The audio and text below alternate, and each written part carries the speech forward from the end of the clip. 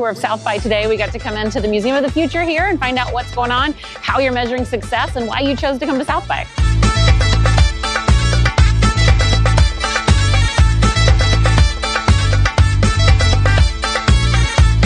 So this was a parking lot. So how did you just build a building out of nothing? We were tasked with a certain square footage that we wanted to have interior and exterior.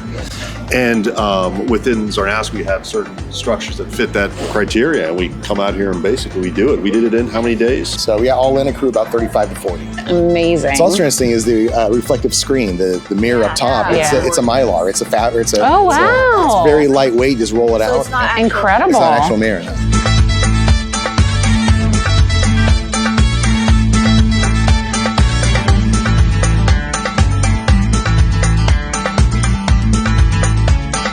So good. It's got the rich creaminess of a milk chocolate. It's got the beautiful design you'd expect from an artistic country like Dubai.